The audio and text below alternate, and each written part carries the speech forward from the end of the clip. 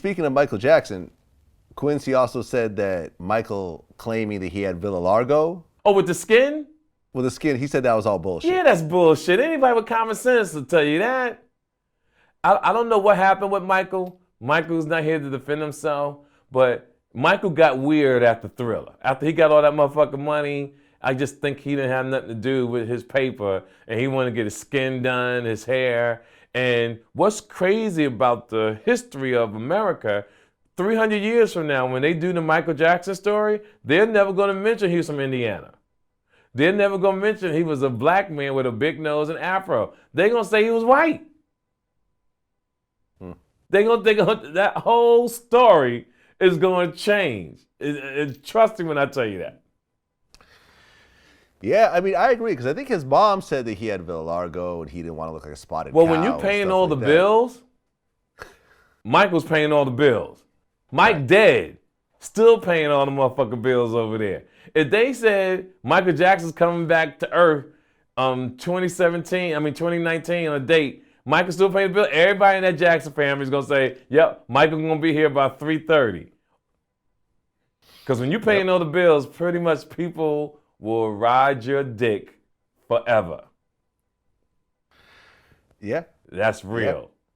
Yeah. You have so many yes men and yes women. Shit.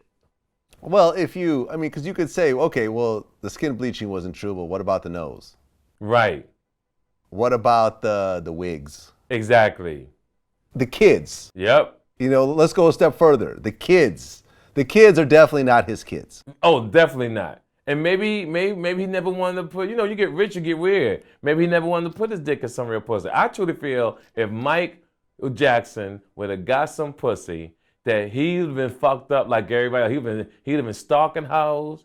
He'd have went back to his afro. He'd have took the glove off. He'd have did everything. Because pussy, good pussy, especially on the level that he was on, oh, he'd have been a different type of dude, yo. Mike would have wore jeans with afro pick in the back, nice leather jacket. He'd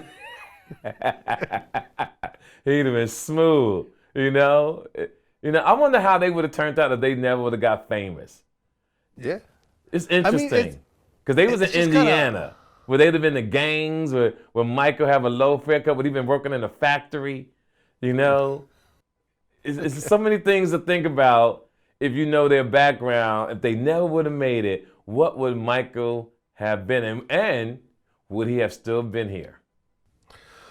Well, to me, it's kind of odd. Because you have kids, right? Yes, I do. I'm sure you look at your kids and say, oh, there's that piece of me in the features. Yes. Oh, here's a piece of me. Oh, see how they're funny? That comes from me. Right. Here's all these, because there is so much to be said about passing down genes. Yes. And evolution, right? Yes. For example, just to make it very simple, notice how people don't really like snakes. Right. When you see a snake, you don't want to pick it up and cuddle with it. No, you damn sure don't. That's from millions of years of evolution, where over and over again, humans have learned not to fuck with snakes and they're dangerous and so forth. So even if you take a baby and you throw it with a snake, that baby's not going to want to fuck with that snake. That's because of all those traits that have been passed down. Right, okay. Generation after generation. Right. When you are Michael Jackson and you are a world-class talent, you have a voice and a talent like the world has never seen, why would you not want to pass that down to your children? I agree with you 100%. But that's what money is. They say money is the root of all evil, and it's true.